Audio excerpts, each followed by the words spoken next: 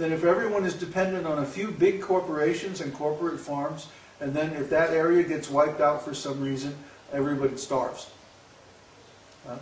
Or if the transportation system has a problem, if the price of oil gets too high, or it becomes too scarce for shipping produce over long distances, then what's going to happen? Everyone is dependent on foreign produce.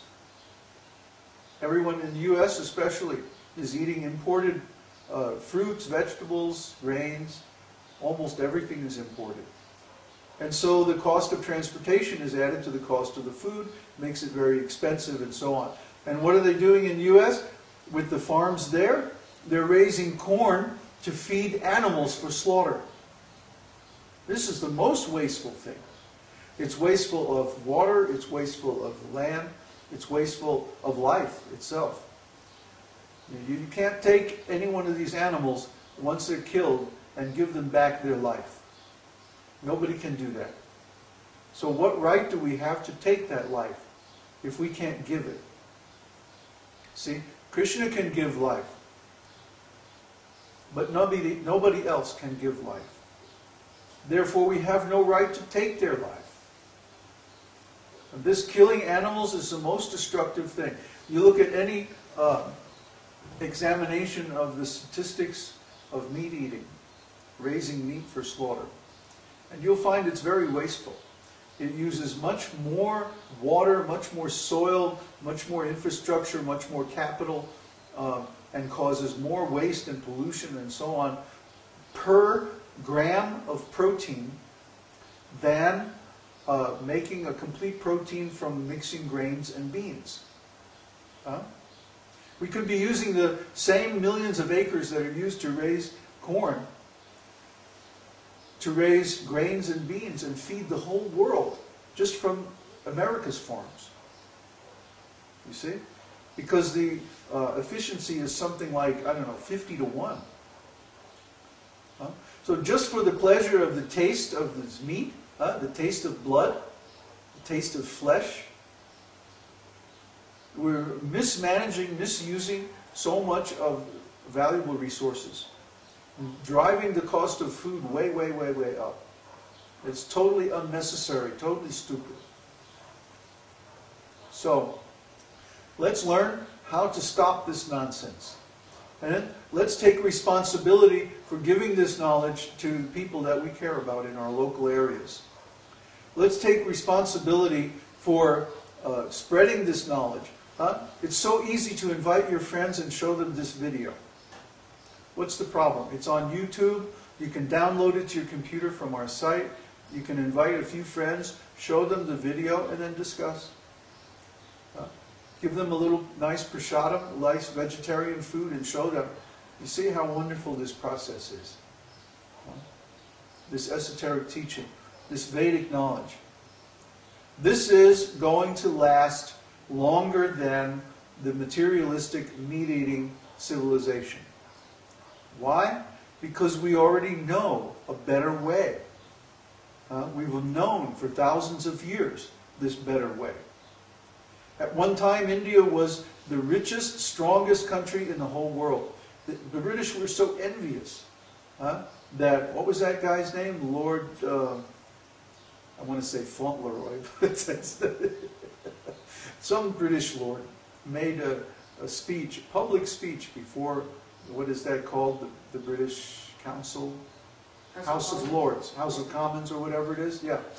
That, oh, this India is so rich, it's so opulent, we can't let this continue.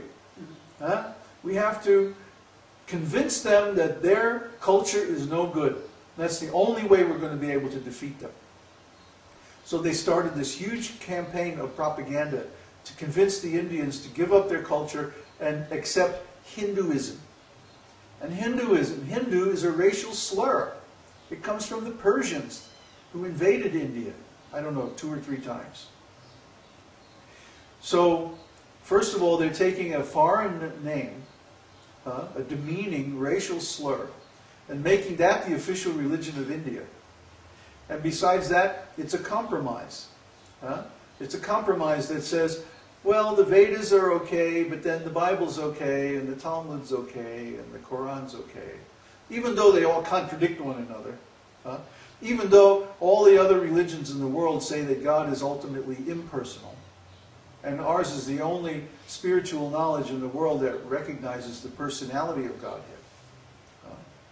Even though none of these other religions have any knowledge about the soul or about the spiritual world or any of that.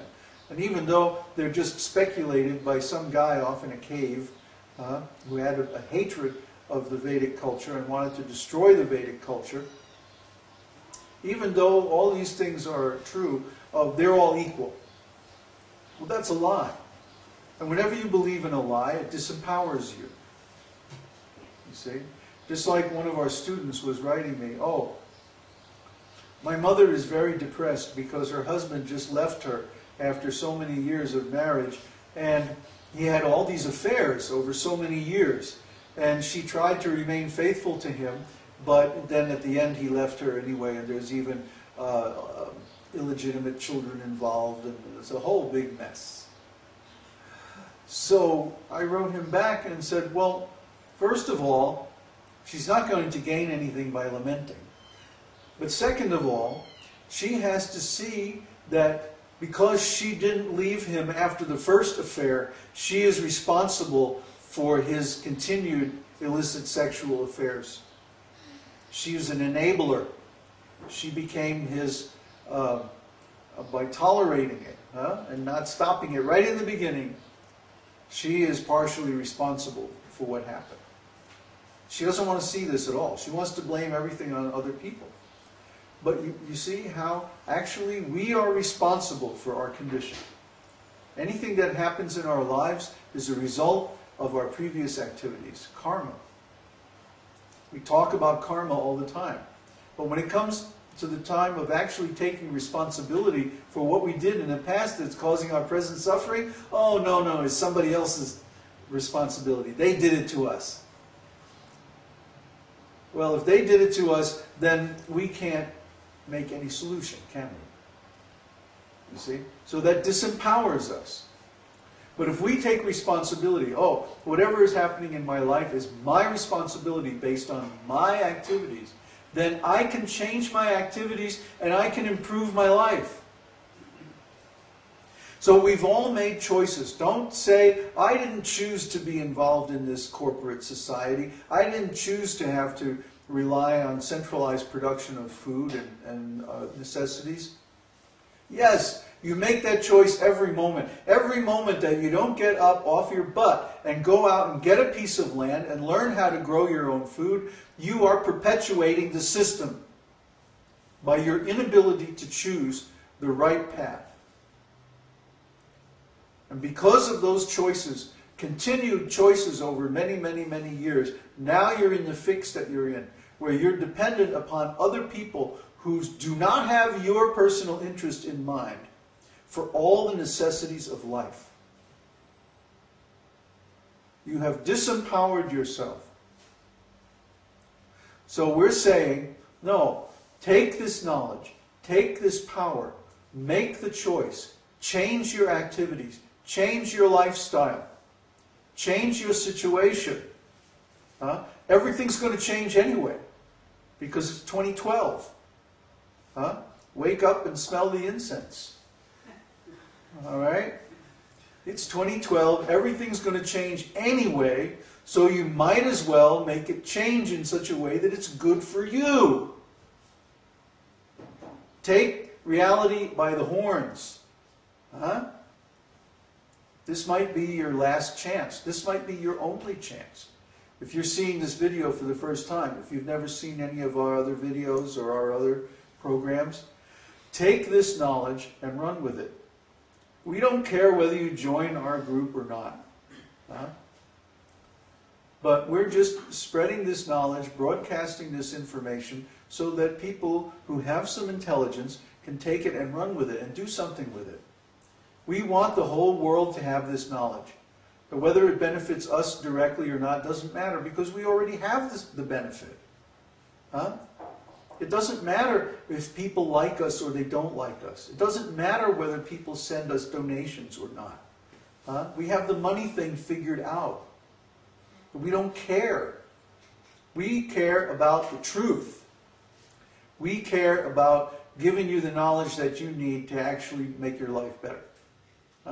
We're like Bill Gates, you know. We're like giving this stuff away for free just to help people, but not in a material way, in a spiritual way. And of course, if you accept spiritual knowledge, you'll also benefit materially. That's a given. Because the material is the effect of the spiritual. So if you decide to advance spiritually and you take this knowledge, become vegetarian, start chanting the holy name, start offering all your food to God, you will benefit materially. You'll get a lot of material help from spiritual sources. Because God is all powerful. If you please God, you think He's not